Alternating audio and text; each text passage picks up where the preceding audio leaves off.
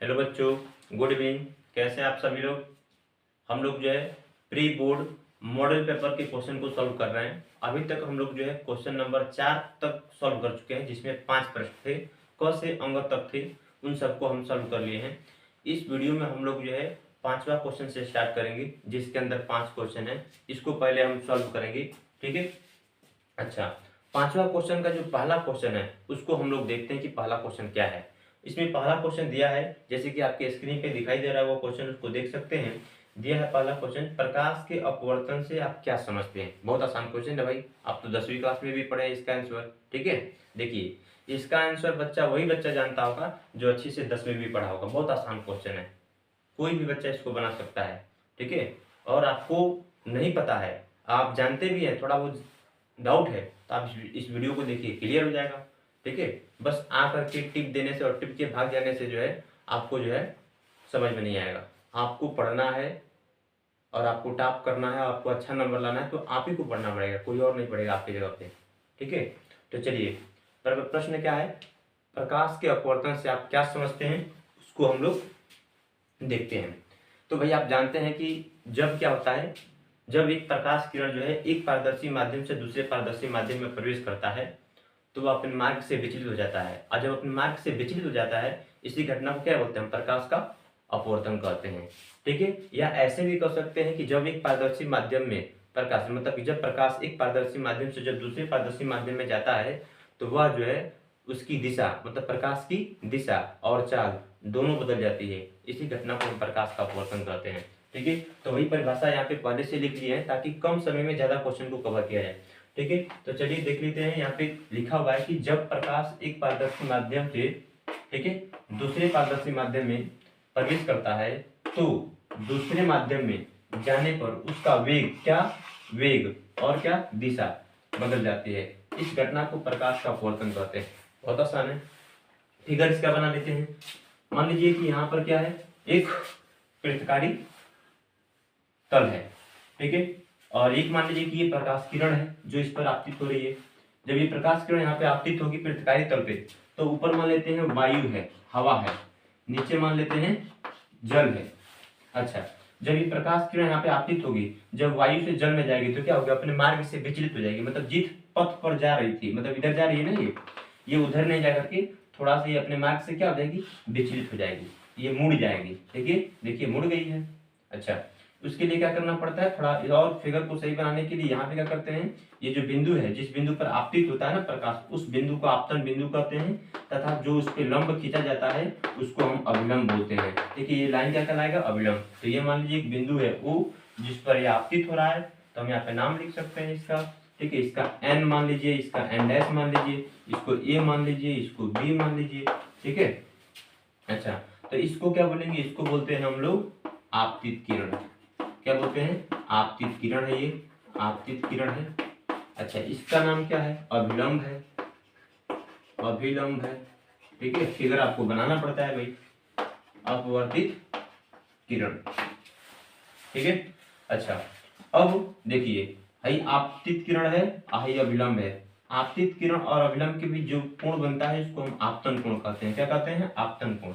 ये कौन सा है, अपवर्तित किरण, ये क्या है, अभिलंब है। तो अपवर्तित किरण और अभिलंब के बीच बने कोण को हम अपवर्तन कोण कहते हैं। आंख से प्रदर्शित किया जाता है, ठीक है। तो ये सिंपली आप फिगर क्या कर सकते हैं, इसके नीचे आप बना सकते हैं, ये परिभाषा लिख सकते हैं कि जब एक पारदर्शी माध्यम से दूसरे पारदर्शी माध्यम में प्रकाश प्रवेश करता है, तो प्रवेश करने पर दूसरे माध्यम में क्या होता है, उसकी दिशा और चाल बदल, मतलब दिशा और चाल या वेग कह लीजिए, बदल जाता है, और उसी घटना को प्रकाश का अपवर्तन कहते हैं। ये उसके नीचे फिगर बना देना है। अब जो है उसी प्रश्न में पूछा था क्या, इसके नियम लिखिए। भाई प्रकाश के अपवर्तन के 2 नियम होते हैं, सभी लोग जानते हैं, ठीक है। देखिए, अभी हम बोले ना कि भाई आते हैं, वीडियो को क्लिक करते हैं और भाग जाते हैं, तो भाई जो भागेगा वो कभी सीखेगा नहीं और एग्जाम में कुछ नहीं कर पाएगा। आज तो भाग जा रहे हैं आप, एग्जाम में जब बैठेंगे, क्वेश्चन आपके जब सामने आएगा, तब कहाँ जाएंगे, तब भाग पाएंगे, तभी भाग जाइएगा, ठीक है। तब नहीं भाग पाएंगे आप, तब भागने का मौका नहीं मिलेगा। याद कर लेंगे, समय है 20-25 दिन, खूब अच्छे से याद हो जाएगा। बस इतना ही याद कीजिए जितना हम मॉडल पेपर में आपको तैयार करा रहे हैं, ठीक है। अच्छा, 2 नियम होते हैं, कौन कौन से 2 नियम है, आइए देख लेते हैं। पहला नियम देखिए कह रहा है कि आपतित किरण, अपवर्तित किरण, ठीक है ना, आपतित किरण, अपवर्तित किरण तथा आपतन बिंदु पर अभिलंब तीनों एक ही तल में होते हैं, मतलब कि जो आपतित किरण है, अपवर्तित किरण है, जो अभिलंब है, तीनों क्या है, एक ही तल में। किसमें है, तो बोर्ड के तल में चिपके हुए हैं, कोई इधर बाहर नहीं निकला हुआ है। ठीक है। अच्छा, दूसरा कि दो माध्यमों के लिए तथा निश्चित रंग के, मतलब किसी निश्चित रंग के तरंगदैर्घ्य बोल सकते हैं, या एक ही तरंगदैर्घ्य भी बोल सकते हैं, किसी निश्चित रंग के प्रकाश के लिए आपतन कोण की जया मतलब साइनाई, अपवर्तन कोण की जया मतलब साइनार की अनुपात एक निश्चित की अनुपात एक नियतांक होता है। मतलब कि क्या कहने का मतलब क्या है कि जो आपतन कोण की जो जया होता है साइनाई, और जो अपवर्तन कोण का जो जया होता है साइनार, यह किसी एक ही रंग के लिए क्या होता है, इनका मान जो है एक नियतांक होता है। क्या होता है, नियतांक होता है, बदलता नहीं है, केवल एक रंग के लिए। ठीक है, दूसरा रंग होगा तो बदल सकता है, क्योंकि दूसरे रंग का तरंगदैर्घ्य क्या होता है, अलग अलग होता है। भाई जो सूर्य का प्रकाश होता है, श्वेत प्रकाश होता है, उसमें 7 रंगे होती हैं, और प्रत्येक रंग के लिए क्या होता है, तरंगदैर्घ्य अलग अलग होता है। तो भाई एक ही रंग के लिए ध्यान रखना, कोई एक रंग के लिए इसका मान क्या होगा, नियतांक होता है। इसी का कहते हैं, इसे स्नेल नियम कहते हैं। क्या कहते हैं, स्नेल नियम। आप इसके नीचे लिख सकते हैं। तो ये हो गया आपका पहले प्रश्न का आंसर हो गया। प्रकाश के अपवर्तन से क्या समझते हैं, उसके नियम लिखिए। तो हो गया प्रकाश का अपवर्तन, उसका फिगर, आइए हो गया उसका नियम। स्नेल के नियम इसके नीचे आप लिख लीजिएगा। ठीक है, चलिए स्क्रीनशॉट लीजिए, दूसरे क्वेश्चन की तरफ हम लोग बढ़ते हैं। ठीक है। अच्छा, अब आइए हम लोग 5वां का ख नंबर प्रश्न पढ़ते हैं। कौन सा, 5वां का ख नंबर। ठीक है, बस आपको प्रश्न को समझना है। ये बहुत महत्वपूर्ण प्रश्न है और बहुत आसान है और मजेदार सवाल भी है। ठीक है, एग्जाम में आने की संभावना इस प्रश्न की ज्यादा है। तो चलिए देखते हैं कि ये प्रश्न क्या कर रहा है। तो चलिए आप अपने स्क्रीन पे देखिए क्या है प्रश्न। कह रहा है कि एक उभय उत्तल लेंस, उभय उत्तल लेंस का मतलब क्या, द्वि उत्तल लेंस, जिसका दोनों ही तल कैसा हो, उत्तल का हो, उभरा हुआ हो। लेंस 1.5 अपवर्तनांक के कांच से बना है, मतलब कि ई का क्या है, एक उभय उत्तल लेंस है। मतलब कि चलिए मान लेते हैं कि एक उभय उत्तल लेंस का मतलब उत्तल लेंस है, द्वि उत्तल लेंस है, ऐसा है। इसका कांच का अपवर्तनांक जो है कितना है, 1.5 इसका मान दे दिया है। ठीक है, कांच का अपवर्तनांक। अच्छा, ये जो कांच का अपवर्तनांक दिया है, आप बता सकते हैं कि किसके सापेक्ष दिया है। अगर जानते हैं तो चलिए कमेंट बताइए। ये जो अपवर्तनांक है ये किसके सापेक्ष है, कांच का। तो याद रखिए, जब नहीं कुछ दिया रहता है कि यह वायु के सापेक्ष है कि जल के सापेक्ष है, तो यह दिया रहता है वायु के सापेक्ष। किसके सापेक्ष, वायु के सापेक्ष। तो वायु के सापेक्ष कांच का अपवर्तनांक कितना है, 1.5। ठीक है, ये दे दिया है। अच्छा, और देखिए पढ़ते हैं, इसके दोनों पृष्ठों की वक्रता त्रिज्याएं 20 सेंटीमीटर है, दोनों की। कह कि भाई ये क्या है, इधर वाला पहला वक्रता मतलब पहला पृष्ठ है। ठीक है, तो इसका वक्रता त्रिज्या किधर होगा, इधर होगा। अच्छा, ये है दूसरा पृष्ठ, तो इसका मतलब कि गोला किधर हो जाएगा, इधर हो जाएगा। तो ध्यान से देखा जाए तो पहला पृष्ठ है, पहले पृष्ठ का इधर होगा केंद्र, तो R1 इधर हो जाएगा। अच्छा, इसका जो है गोला इधर बन रहा है, तो केंद्र किधर होगा, C2, तो भाई R2 इधर हो जाएगा। ठीक है। अच्छा, तो जब लेंस की दाहिनी तरफ R1 है, तो R1 का जो मान दिया है 20 सेंटीमीटर दिया है, और R2 का भी मान दिया है 20 सेंटीमीटर। लेकिन ध्यान रखना कि एक का मान प्लस में होगा, एक का मान माइनस में होगा। तो किसका प्लस में होगा बताइए, तो चलिए कमेंट में बताइए आप लोग, किसका मान प्लस में होगा, R1 का मान प्लस में होगा कि R2 का मान प्लस में होगा। चलिए बताइए, देखते हैं हम। ठीक है। अच्छा, चलिए ध्यान दीजिए, जो दाहिने तरफ होता है ना उसका मान प्लस में होता है। तो ये मान लीजिए क्या है, ये पहला पृष्ठ का जो R1 है त्रिज्या, ये दाहिने तरफ है, तो इसका मान किस में हो जाएगा, प्लस में हो जाएगा। तो R1 का मान हो जाएगा प्लस में 20 सेंटीमीटर, प्लस में 20 सेंटीमीटर। और R2 का मान कितना हो जाएगा, माइनस में 20 सेंटीमीटर। ये जो है आपका R2 का मान जो है दे दिया है। अब देखिए कह कि लेंस की क्षमता का अनुपात ज्ञात कीजिए। कह लेंस की क्षमता का अनुपात निकालना है, ज्ञात कीजिए। जब इसे हवा में रखा जाए, मतलब कि जब एक बार हवा में रखा गया है तब लेंस की क्षमता कितना हो जाएगा, और जब इसे 1.25 अनुपात के द्रव में डुबाया जाए, मतलब कि एक द्रव है उसके अंदर डुबा देते हैं, तब उसकी क्षमता निकालिए। और हवा वाला जो अनुपात निकाले, मतलब लेंस की क्षमता निकाले, इन दोनों के बीच अनुपात ज्ञात करना है। ठीक है, तो चलिए हम निकालने का प्रयास करते हैं। ठीक है, तो हम सबसे पहले क्या करते हैं, इसको मिटाते हैं फिगर को, और तब देखिए थोड़ा सा इसको फिगर को बनाते हैं कैसे। मान लीजिए कि ये लेंस हो गया, ठीक है ना, ये लेंस हो गया, इसको हवा में रखा गया है। अच्छा, यहाँ पे मान लीजिए बर्तन है। ठीक है, ये मान लीजिए द्रव हो गया। ठीक है, ये द्रव हो गया, इस द्रव के अंदर डुबा दिया गया है इसको। ठीक है, वही लेंस है, इसी लेंस को यहाँ पे रख दिए हैं। एक बार हवा में है और फिर से उठा के कहाँ रख दिए, द्रव के अंदर रख दिए। ये क्या है, द्रव है। इस द्रव का अपवर्तनांक कितना है, 1.25। ये जो द्रव का अपवर्तनांक है किसके सापेक्ष है, तो जब केवल द्रव का अपवर्तनांक लिखा रहे, जैसे कि यहाँ पे लिखा था कि लेंस का कांच का अपवर्तनांक 1.5, तो हमने क्या किया, जब लेंस के कांच का अपवर्तनांक दिया है, कोई सापेक्षता नहीं लगाया, तो समझ लीजिए वायु के सापेक्ष है, तो इसीलिए हमने लिख दिया वायु के सापेक्ष कांच का अपवर्तनांक। यहाँ पे द्रव का अपवर्तनांक केवल दे रहा है, तो हम क्या बोल सकते हैं, द्रव का अपवर्तनांक जब दिया है तो हम बोल सकते हैं ये अभी द्रव का जो अपवर्तनांक है ये अभी वायु के सापेक्ष है। किसके सापेक्ष है, वायु के सापेक्ष। तो वायु के सापेक्ष द्रव का अपवर्तनांक कितना है, 1.25।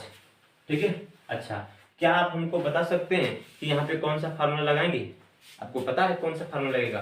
तो देखिए हम लोग पढ़े हैं lens maker formula. Lens maker formula कितना होता है, यह होता है 1/f बराबर होता है 1/f बराबर होता है n-1 ब्रैकेट में 1/r1 - 1/r2। ये फार्मूला होता है, इस फार्मूला को लगा करके हम हल कर सकते हैं। ठीक है। तो हमें क्या करना है, कह रहा है कि भाई हवा में जितना इसकी क्षमता है और द्रव में जितनी इसकी क्षमता है, इन दोनों क्षमताओं का अनुपात निकालिए। मतलब कि अगर मान लेते हैं कि हवा में इसका अनुपात कितना है, अगर इसका मान लीजिए हवा में इसका जो है क्षमता Pa है और द्रव के अंदर जो क्षमता इसका मान लीजिए Pl है, तो कह रहा है कि आप क्या कीजिए, Pa/Pl का मान बताइए कितना होगा, कितना, Pa/Pl का मान बताइए कितना होगा, तो उसका मान हमें निकालना है। तो हमें क्या निकालना है, Pa/Pl का मान निकालना है, ये ज्ञात करना है। ठीक है। अच्छा, चलिए हम लोग इसको बनाना शुरू करते हैं। अभी तो बस समझाएं कि कैसे क्या करना है, क्या निकालना है, ये पता चला है। तो देखिए उसको निकालने के लिए सबसे पहले हम लोग जो है क्या करेंगे भाई, Pa निकालने के लिए हमें क्या निकालना पड़ेगा, Fa निकालना पड़ेगा। इस लेंस की फोकस दूरी निकालना पड़ेगी। इस लेंस की फोकस दूरी किससे निकलेगा, इस फार्मूले से निकलेगा। तो चलिए निकालते हैं। कैसे निकाल सकते हैं, तो ध्यान दीजिएगा भाई, वायु के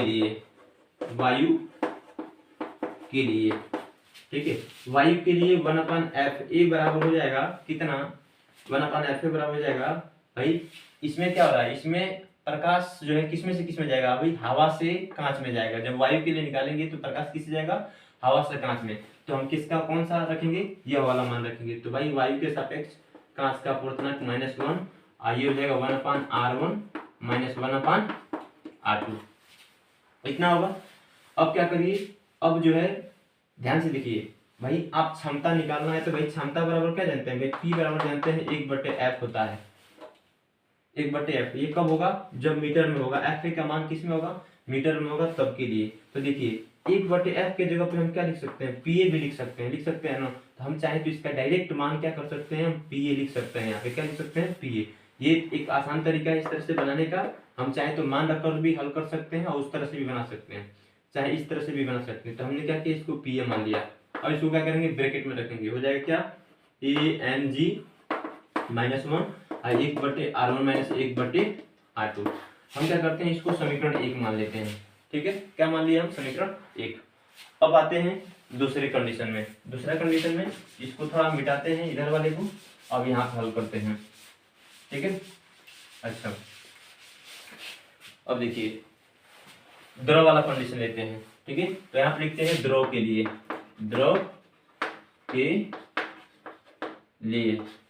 ठीक है। जब द्रव के लिए लेंगे तो थोड़ा सा ध्यान दीजिएगा, द्रव के लिए जब लेंगे ना तो हमारा फार्मूला कितना हो जाएगा, 1/FL हो जाएगा। 1/FL बराबर कितना हो जाएगा भाई, यहाँ पर क्या n के जगह पे क्या रखेंगे, तो देखिए यहाँ पे प्रकाश जो है हवा से कांच में जा रहा था, तो हम कितना रखते हैं यहाँ पे भाई, Ang रखते हैं भाई, हवा से कांच में जा रहा था। अच्छा, यहाँ से प्रकाश किस में जा रहा है, यहाँ से प्रकाश जाएगा द्रव में से कांच में जाएगा, किस में जाएगा, द्रव में से कांच में जाएगा। तो यहाँ पे हम क्या रखेंगे, हम यहाँ पे यह वाला मान नहीं रखेंगे, क्योंकि यह वायु के सापेक्ष द्रव का अपवर्तनांक दिया है। ठीक है, यहाँ पे किसकी आवश्यकता पड़ेगी, द्रव के सापेक्ष कांच का अपवर्तनांक की आवश्यकता पड़ेगी। ठीक है, तो इसको हम निकालेंगे तब वहां पे रखेंगे। हम लोग क्या करते हैं, हम लोग सबसे बड़ा गलती ये करते हैं कि हम देखते हैं कि भाई एक हवा वाला दिया है, मतलब कि कांच का दिया है, एक द्रव का दिया है, तो क्या करते हैं, यह वाला मानवा यहाँ पे रख के तुरंत बना देते हैं और आंसर गलत आ जाता है। तो पहले समझिए, यहाँ पे प्रकाश क्या हो रहा था, हवा में से कांच में जा रहा था, और यहाँ पे प्रकाश क्या जाएगा, द्रव में से कांच में जाएगा। तो जब द्रव में से कांच में जाएगा तो हम क्या करेंगे, हम द्रव के सापेक्ष कांच का अपवर्तनांक निकालेंगे। ठीक है, जो कि इसमें नहीं दिया है, तो हम पहले उसको निकालेंगे फिर उसका मान रखेंगे। तो चलिए यहाँ पे पहले ये फार्मूला पूरा कर देते हैं। तो द्रव के सापेक्ष कांच का अपवर्तनांक, तो भाई द्रव के सापेक्ष कांच का अपवर्तनांक समझ में आया। द्रव L मतलब लिक्विड हो जाएगा, द्रव के सापेक्ष कांच का अपवर्तनांक -1, ये क्या हो जाएगा, 1/r1 - 1/r2।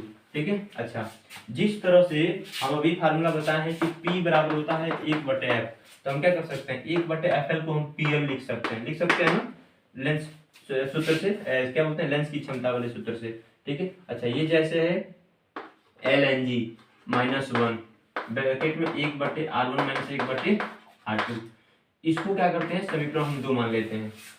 अब हमें क्या निकालना है, हमें लेंस की क्षमता का अनुपात निकालना, मतलब PA/PL निकालना था। PA/PL निकालना था, तो हम क्या करते हैं समीकरण 1 में समीकरण 2 से भाग दे रहे हैं। समीकरण 1 में हमने क्या कर दिया, समीकरण 2 से भाग दे दिया। तो जब समीकरण 2 में भाग देंगे, मतलब समीकरण 1 में भाग देंगे, तो PA का मान ऊपर हो जाएगा, PL का मान नीचे हो जाएगा, बराबर का चिन्ह, ये बट्टे का चिन्ह देते हैं। PA का मान ऊपर रखते हैं तो क्या हो जाएगा, PA का मान देखिए यहाँ पे है ANG -1 आप ब्रैकेट में हो जाएगा 1/R1 - 1/R2। अच्छा, यहाँ पे क्या हो जाएगा PL का मान ये वाला है, तो रखेंगे LNG -1 ब्रैकेट में 1/R1 - 1/R2। देखिए 1/R1 से मतलब ये वाला मान कट जाएगा, इसी के लिए हम आसान करने के लिए ये वाला विधि अपनाए हैं। नहीं तो हम क्या करते हैं अलग अलग मान रख करके फिर से हम अलग अलग अनुपात भी निकाल सकते थे, ठीक है। अच्छा, अब देखिए क्या हो गया, PA/PL बराबर ANG -1 ब्रैकेट में LNG -1। थोड़ा सा ध्यान दीजिए, ANG का मान पता है हमें, LNG का मान नहीं पता है, तो जब LNG का नहीं पता है तो हम क्या करेंगे, इसको अलग से निकाल लेते हैं। यहाँ पे देखिए यही पे हम लोग निकाल ले रहे हैं, ठीक है। ANG का मान कैसे निकलेगा, तो भाई द्रव के सापेक्ष कांच का अपवर्तनांक कितना हो जाएगा, भाई द्रव के सापेक्ष कांच का अपवर्तनांक हो जाएगा आपका, भाई द्रव का मान, द्रव के सापेक्ष ना, तो द्रव वाला नीचे, द्रव वाला नीचे, द्रव वाला नीचे, तो वायु के सापेक्ष द्रव का अपवर्तनांक हो जाएगा, नीचे हो जाएगा, और ऊपर क्या हो जाएगा भाई कांच का अपवर्तनांक ऊपर हो जाएगा, ये फार्मूला हो जाएगा। तो भाई ANG का मान कितना है 1.5 बट्टे के नीचे, इसका मान कितना है 1.25। अच्छा, जब इसको हम लोग हल करेंगे तो ऊपर हो जाएगा 50 और नीचे हो जाएगा 125। काटेंगे तो भाई 6 बार में कटेगा, 25 6 के 150 और 25 5 125, 6/5 कितना आ गया 6/5। तो भाई LNG का मान आ जाता है 6/5, वहां पे रखते हैं, चलिए अब, ठीक है।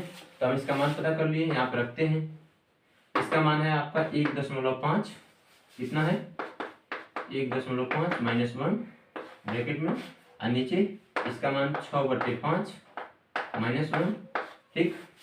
अच्छा, PA/PL, थोड़ा ध्यान दीजिए, यहाँ पे जगह बचा हुआ है, यहीं पे पूरा करते हैं इसको। 1.6 में से घटाएंगे तो 0.5 बचेगा, 0.5 बचेगा बराबर 0.5, और नीचे क्या बचेगा, तो भाई 5 यहाँ पे चला जाएगा, 6 में से 5 जाएगा, 1 बचेगा, फिर 1/5 हो गया, होगा। अच्छा भाई, ये 5 ऊपर भेज देते हैं, तो जब 5 ऊपर जाएगा तो 0.5 और गुणे कितना 5 बचेगा, और नीचे क्या बचा, कुछ नहीं तो 1 बचा, ये क्या है PA/PL। अच्छा, दशमलव हटाइए, तो दशमलव हटाएंगे तो ऊपर होगा 5, मतलब 5 बचे 25 हो जाएगा, अब बटे 10 हो जाएगा। आप क्या कर दीजिए भाई, इसको कटाएंगे, यह 2.5 अब बटे 1 बार में कट जाएगा, ठीक है, बटे 1 बार में कट जाएगा। मतलब PA/PL का मान कितना आया, PA/PL का मान आ गया आपका 2.5/1, ये आपका आंसर होगा।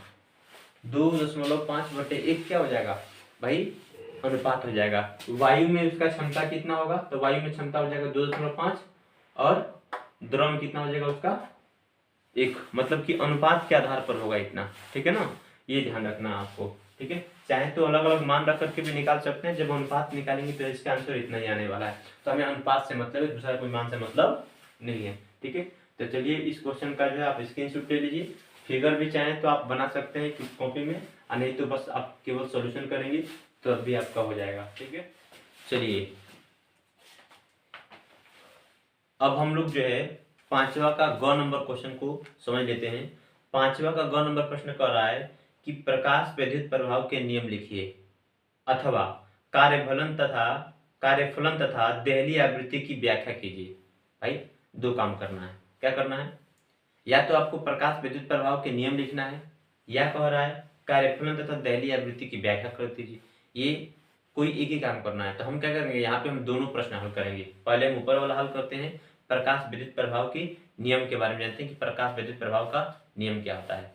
तो देखिए यहाँ पे हमने लिखा है सब आंसर उसका कि प्रकाश विद्युत प्रभाव का नियम क्या है, उसको हम समझ लेते हैं, अच्छे से याद कर लेते हैं। थोड़ा सा हम लोग प्रकाश विद्युत प्रभाव के बारे में जान लेते हैं।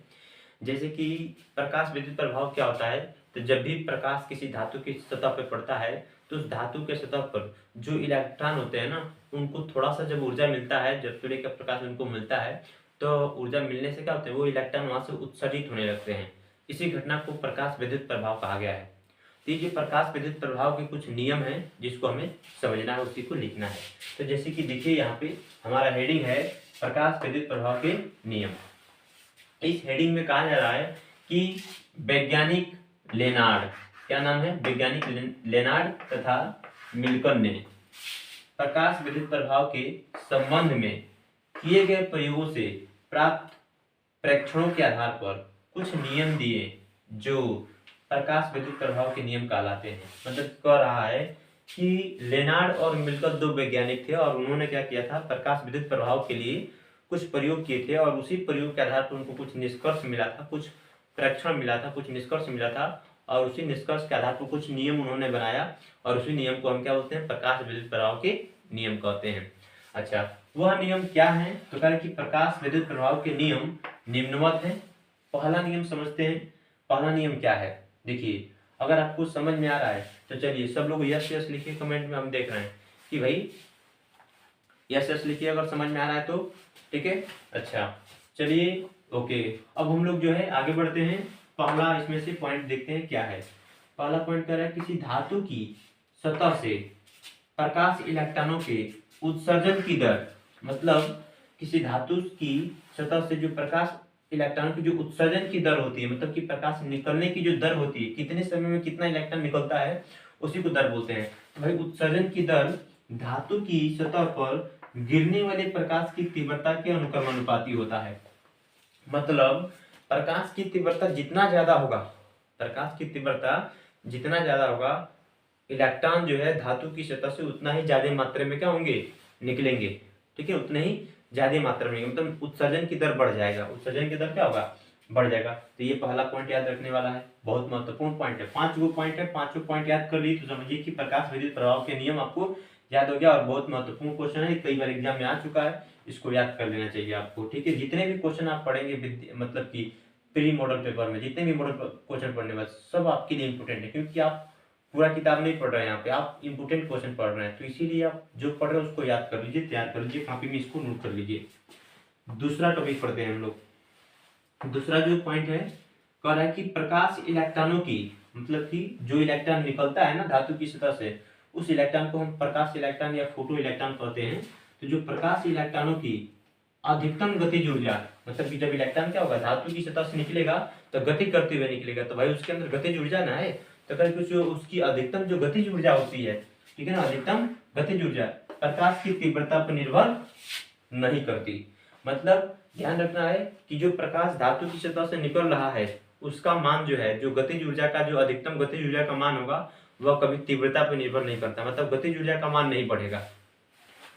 उत्सर्जन का दर बढ़ेगा, मतलब कि भाई 1 सेकंड में अगर मान लीजिए 500 इलेक्ट्रॉन निकल रहे थे, ठीक है ना, तो जब हम तीव्रता बढ़ाएंगे तो भाई 1 सेकंड में 5000 इलेक्ट्रॉन निकल सकते हैं, मतलब कि संख्या बढ़ सकता है, लेकिन उनकी गति जो स्पीड होगा उनमें कोई परिवर्तन नहीं होगा, उनमें कोई परिवर्तन नहीं होगा। तो वही बात कहा जा रहा है यहाँ पे कि जो प्रकाश इलेक्ट्रॉन होते हैं उनकी जो अधिकतम गतिज ऊर्जा होती है वह तीव्रता पर निर्भर नहीं करती, तीव्रता बढ़ाने से या घटाने से उनकी गतिज ऊर्जा में कोई परिवर्तन नहीं होता है। अच्छा तीसरा पॉइंट क्या है, प्रकाश इलेक्ट्रॉनों की अधिकतम गतिज ऊर्जा प्रकाश की आवृत्ति बढ़ाने पर बढ़ती है। मतलब जब प्रकाश की आवृत्ति बढ़ेगा तो गतिज ऊर्जा क्या हो जाएगा, बढ़ जाएगा, लेकिन तीव्रता बढ़ेगा तो नहीं बढ़ेगा, ठीक है।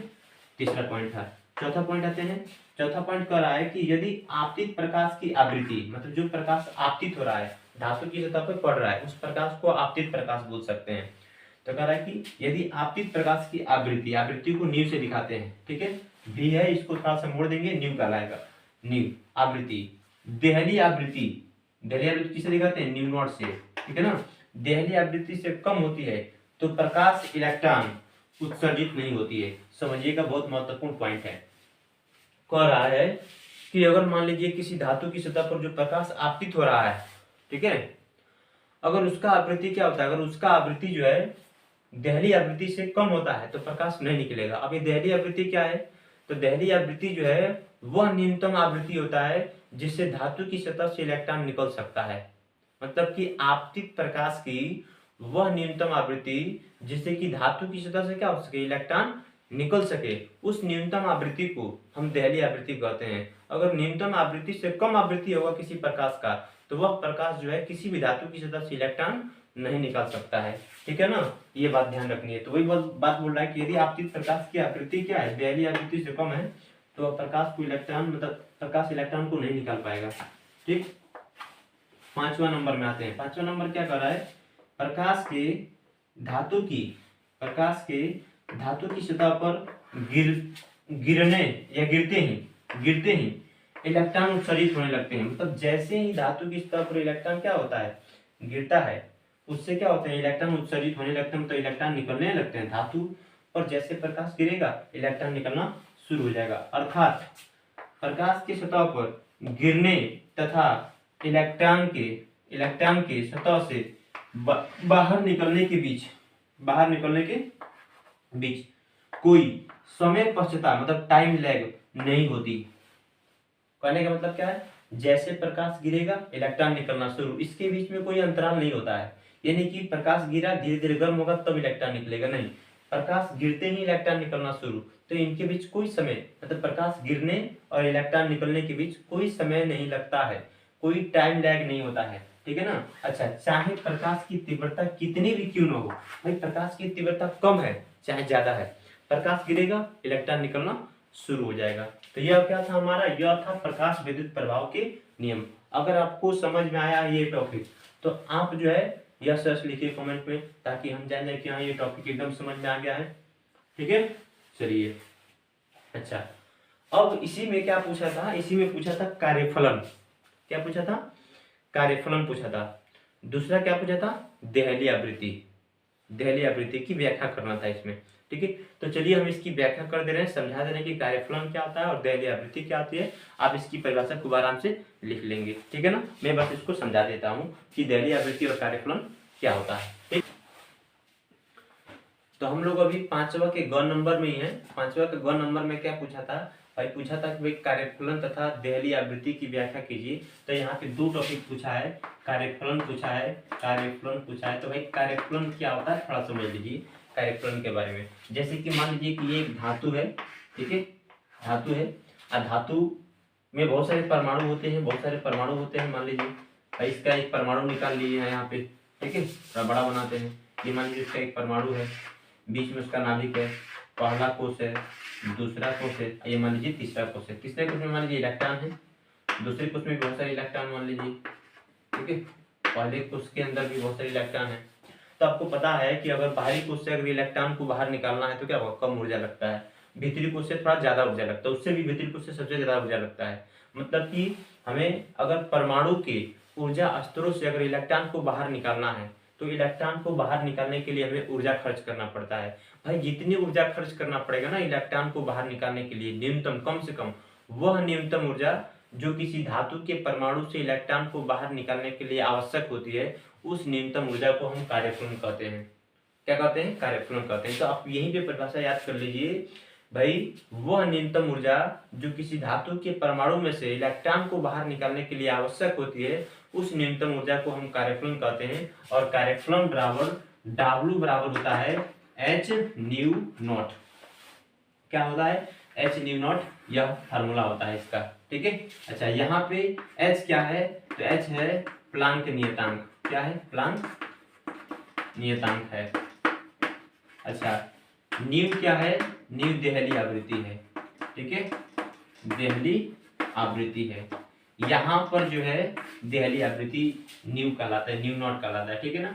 अच्छा, ये तो परिभाषा लिख दी, उसके नीचे फार्मूला लिख दिए, इसका काम खत्म। और क्या पूछा था उसी में, देहली आवृत्ति भी पूछा था। यही टॉपिक पूछा था आपका, देहली आवृत्ति। देहली आवृत्ति क्या होती है इसको भी समझ लीजिए। अभी इसको समझाए भी थे बीच में ही, एक बार और इसको समझ लीजिए, ध्यान रहे, दहली आवृत्ति को न्यू नॉट से दिखाते हैं। किसे दिखाते हैं? न्यू नॉट से।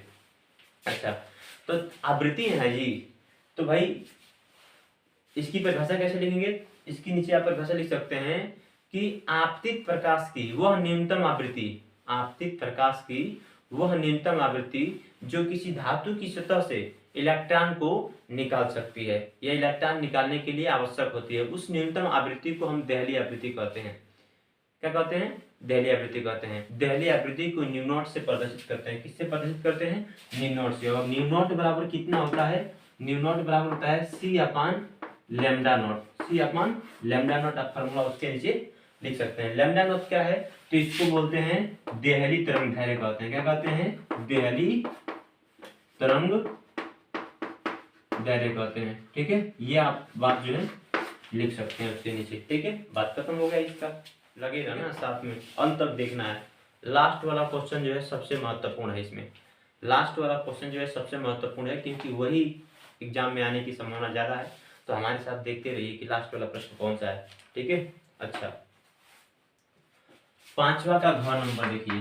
5वां का घ नंबर, 5वां का घ नंबर प्रश्न क्या कर रहा है? कह रहा है कि हाइड्रोजन परमाणु की हाइड्रोजन परमाणु की आणविक कक्षा में इलेक्ट्रॉनों की ऊर्जा En बराबर माइनस में 13.6 बट्टे n का स्क्वायर इलेक्ट्रॉन वोल्ट सूत्र से दी जाती है। इसके आधार पर पहला क्वेश्चन इसमें दिया है, n बराबर 2, 3, 4 मतलब 1, 2, 3, 4, 5, 6 तथा अनंत के विभिन्न ऊर्जा स्तरों को खींचिए। मतलब कि हमें क्या करना है कि यहाँ पर जो है जो परमाणु की जो कक्षाएं होती हैं उनकी ऊर्जा का सूत्र दे दिया है, और करके उसके आधार पर क्या करना, हमें ऊर्जा स्तरों को खींचना है। ठीक है ना भाई, हमने लाइमन श्रेणी बामर श्रेणी पढ़ा है, उसी को खींच करके उसका जो आरेख होता है उसी को खींच करके दिखाना है। ठीक है ना। अच्छा, दूसरा काम क्या करना है, उसी में करके विभिन्न इलेक्ट्रॉनिक संक्रमणों द्वारा हाइड्रोजन के उत्सर्जन स्पेक्ट्रम के लाइमन तथा बामर श्रेणियों को प्रदर्शित कीजिए। 2 क्वेश्चन इसमें दिया है, दोनों क्वेश्चन को इसमें सॉल्व किया जाएगा। ठीक है, तो चलिए हम पहले इसको नोट कर लेते हैं, फिर से जो है हम आपको समझाते हैं, ताकि बोर्ड पे जब लिखा रहेगा तो भाई जल्दी से समझाएंगे, समय कम लगेगा। आइए हम 5वां का घ का आंसर लिख लिए हैं, इसको समझा देते हैं कि 5वां का घ जो प्रश्न पूछा है उसका आंसर क्या होगा। ठीक है, 5वां का घ में जो प्रश्न पूछा था कि भाई ऊर्जा स्तर के लिए जो सूत्र दिया है, ठीक है ना, तो जो सूत्र होता है उसके लिए क्या करना, उसकी ऊर्जा स्तर को खींचना है। तो भाई ये सूत्र दिया था क्या, ऊर्जा स्तरों के लिए जो सूत्र होता है वो होता है En बराबर होता है माइनस में 13.6 बटे n का स्क्वायर। यहाँ पर जो है RHC भी हो सकता है, और RHC का मान ही इतना होता है 13.6, उसको हल किया जाता है तो इतना मिलता है। ठीक है, ये सूत्र होता है। तो भाई इसका क्या करना था, भाई इनका ऊर्जा स्तरों का भाई आरेख खींचना था। तो हमने क्या किया, ये खींचा है। यहाँ पे ऊर्जा स्तर पहला देखिए, हमें पहला ऊर्जा स्तर है, दूसरा ऊर्जा स्तर है, तीसरा ऊर्जा स्तर, चौथा है, 5वां, 6वां, इसी तरह अनंत ऊर्जा स्तर हो सकते हैं। पहले ऊर्जा स्तर का ऊर्जा कितना होता है, तो पहले ऊर्जा स्तर का ऊर्जा देखिए यहाँ पे माइनस में RHC बटे n की जगह पे 1 हो गया है, 1 का स्क्वायर हो गया। ठीक है, यहाँ पे 2 का स्क्वायर हो गया, यहाँ पे 3 का स्क्वायर, मतलब n की जगह पे ऐसे ही रख दिए। इन सभी मतलब ऊर्जा स्तरों का ये क्या है, ये ऊर्जा है। ठीक है, ऊर्जा है। अच्छा, अब पहले ऊर्जा स्तर में जब पहले ऊर्जा स्तर में क्या होगा, इन ऊपर वाले ऊर्जा स्तरों से जब इलेक्ट्रॉन आते हैं तो जो स्पेक्ट्रम बनता है उस स्पेक्ट्रम को, उस श्रेणी को बोलते हैं लाइमन श्रेणी। जब दूसरे ऊर्जा स्तर में इनसे ठीक ऊपर वाले ऊर्जा स्तरों से इलेक्ट्रॉन जब इसमें संक्रमित करते हैं तो जो श्रेणी बनता है उसको बोलते हैं बामर श्रेणी। जब तीसरे ऊर्जा स्तर में इलेक्ट्रॉन जो है चौथे से आता है, 5वें से आता है, 6वां से आता है, मतलब इसके ऊपर वाले किसी से भी आएगा, संक्रमित होगा, तो जो स्पेक्ट्रम प्राप्त होगा वह स्पेक्ट्रम पार्श्वन श्रेणी के अंतर्गत आता है। ठीक है। अच्छा, जब चौथे ऊर्जा स्तर में 5वें से आया इलेक्ट्रॉन आएगा, 6वें से आएगा, 7वें से आएगा, इसके ऊपर वाले किसी से भी इलेक्ट्रॉन आएगा तो जो यहाँ पे श्रेणी बनेगा वह ब्रैकेट श्रेणी होगा। और जब 5वीं ऊर्जा स्तर में, ठीक है ना, 5वां होगा ना, जब 5वीं ऊर्जा स्तर में क्या होता है, जब इलेक्ट्रॉन 6वें से आता है, 7वें से आता है, 8वें से आता है, या इसके ऊपर वाले किसी से भी ऊर्जा स्तर से इलेक्ट्रॉन जब आता है 5वें में, तो यहाँ पे जब जो श्रेणी बनता है वह श्रेणी कहलाता है फुंड श्रेणी कहलाता है। कौन सा कहलाता है? फुंड श्रेणी कहलाता है। तो इसी को खींचना था, तो हमने क्या किया, इस सूत्र के आधार पर ऊर्जा स्तरों का ऊर्जा दिखा दिया, इधर हमने ऊर्जा स्तरों की संख्या दिखा दिया, और ये उसका हो गया आरेख हो गया, उसका चित्र हो गया, तो ये उसका हो गया।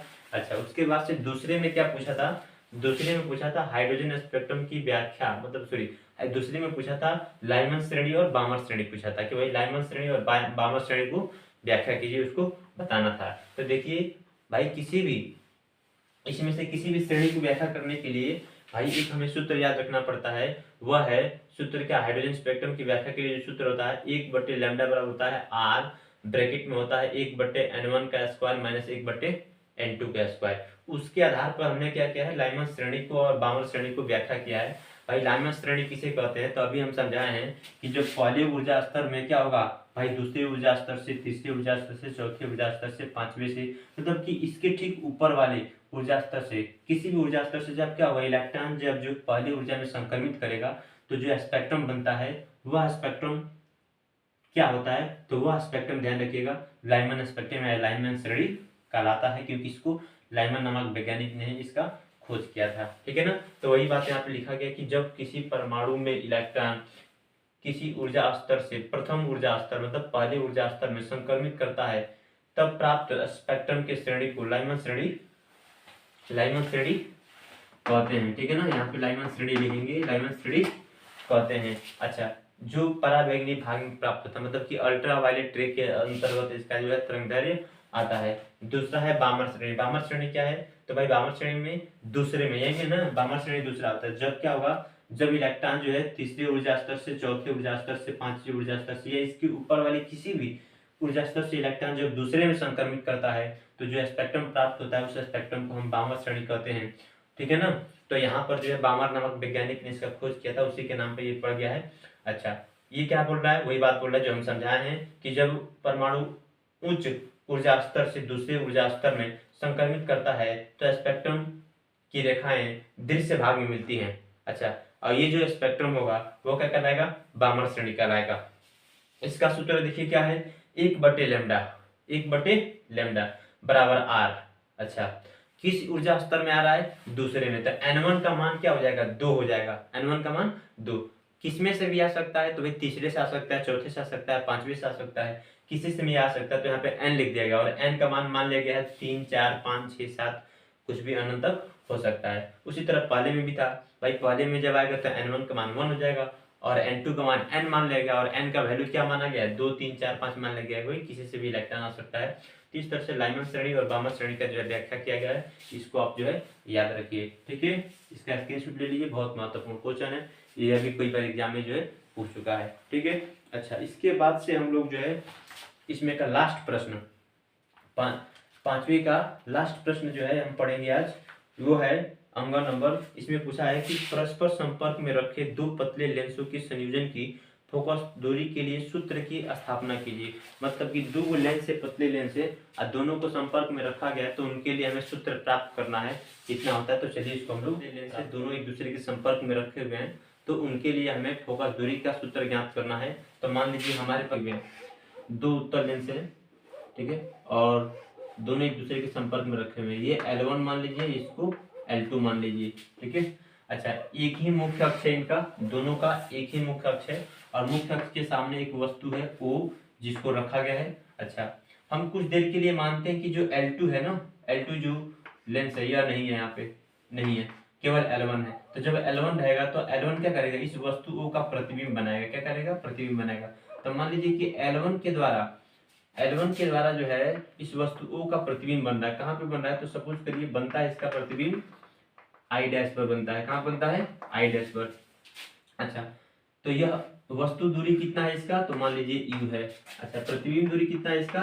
तो मान लीजिए V डैश है। कितना है? V dash. अच्छा, तो भाई L1 के लिए थोड़ा लेंस सूत्र लगा लेते हैं। मान लेते हैं कि L1 की फोकस दूरी F1 है। हम इसको लिख लेते हैं, आप ऐसे लिख सकते हैं कि माना दो लेंस L1 तथा L2 जिनकी फोकस दूरी क्रमशः जो है F1 और F2 है, दोनों एक दूसरे के संपर्क में रखे हुए हैं, जिनकी हमें फोकस दूरी ज्ञात करनी है। ऐसे आप लिख सकते हैं। अच्छा, उसके बाद से क्या कर रहे हैं हम? L1 के लिए क्या निकाल रहे हैं? L1 के लिए लेंस सूत्र लगा रहे हैं। तो L1 के लिए लेंस सूत्र से। लेंस सूत्र से इसका फोकस दूरी कितना हो जाएगा 1/f1। 1/f1 बराबर क्या हो जाएगा भाई होता है प्रतिबिंब 1/v माइनस 1/u। तो v का मान कितना है v डैश है, u का मान कितना है u है, तो 1/v डैश माइनस 1/u समीकरण इसको हम 1 मान लेंगे। अब जो v डैश है वो दूसरे लेंस के लिए क्या कर रहा है आभासी वस्तु काम कर रहा है, तो लिख सकते हैं v डैश दूसरे लेंस L2 के लिए आभासी, ठीक है, वस्तु का कार्य करता है, ठीक है ना, जिसका प्रतिबिंब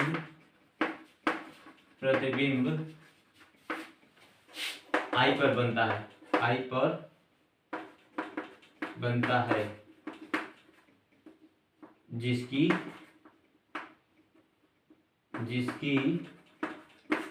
लेंस से दूरी भी है, कितनी है भी मान लेते हैं। मतलब देखिए क्या हुआ भाई, ये जो दूसरा लेंस है ना इस आई का क्या कर रहा है, आई डैश का प्रतिबिंब एक दूसरा बिंदु है यहाँ पे आई, इस आई पर बनाता है, जिसकी दूरी कितनी है लेंस से, तो भी दूरी पर है। कितना दूरी पर है भी दूरी पर है। अच्छा प्रतिबिंब दूरी कितना हो जाएगा सॉरी वस्तु दूरी कितना हो जाएगा इसके लिए भी डैश, क्योंकि ये आई डैश क्या कर रहा है L2 के लिए वस्तु का काम करेगा। तो जब वस्तु का काम कर रहा है, ठीक है ना, वस्तु का जब काम कर रहा है तो उसका प्रतिबिंब कहाँ बन रहा है आई पे बन रहा है, वही बात यहाँ पे लिखे। तो दूसरे लेंस के लिए लेंस सूत्र लगाएंगे, तो L2 के लिए लेंस सूत्र कितना होगा 1/f2 बराबर हो जाएगा 1/v। प्रतिबिंब दूरी कितना है v, वहां पे वस्तु दूरी कितना है v डैश। इसको क्या करते हैं समीकरण 2 मानते हैं, समीकरण 1 और 2 को जोड़ देते हैं, समीकरण 1 प्लस समीकरण 2 कर देते हैं। जब ऐसा करेंगे तो 1/f1 हो जाएगा 1/f2 हो जाएगा बराबर इसका मान कितना है 1/v dash minus 1/u plus 1/v minus 1/v dash. ध्यान से देखिए 1/v डैश क्या है माइनस में, 1/v डैश क्या है प्लस में, तो ये कट जाएगा, यहाँ पे 1/v माइनस 1/u बचेगा। तो यहाँ पे इधर लिख देते हैं 1/f1 प्लस 1/f2 बराबर बचेगा 1/v माइनस 1/u। अगर हम मान लें कि लेंस क्या है दोनों संपर्क में है, और दोनों लेंस को हम कुछ देर के लिए मानते हैं कि वह एक ही लेंस है। जब एक ही लेंस है तो ये जो 1/v माइनस 1/u आया यह कितने के बराबर होगा 1/f के बराबर होगा, ठीक है, 1/f के बराबर हो जाएगा 1/v माइनस 1/u हो जाएगा, ठीक है। तो हम क्या करें इसकी जगह पे हम 1/f लिख सकते हैं, तो 1/f बराबर 1/f1 प्लस 1/f2। ये क्या हो गया संयुक्त लेंस की फोकस दूरी हो गया, क्या हो गया संयुक्त लेंस की फोकस दूरी, और यही हमें सूत्र प्राप्त करना था। तो इस तरह से हम ऐसे आसान तरीके से निकाल सकते हैं। ये हमारा 5वां का अंग नंबर प्रश्न हो गया। अब जो है इसके आगे वाला जो प्रश्न है दीर्घ उत्तरीय सब प्रश्न है, सबको हम अगले वाले वीडियो में पढ़ेंगे, क्योंकि प्रश्न बहुत बड़ा होता जा रहा है, ठीक है ना, तो इसका आंसर भी बड़ा हो रहा है, तो इसलिए इसको आप तैयार करें, याद करें। अगले वीडियो में हम लोग अगला क्वेश्चन को लेकर आएंगे, ठीक है।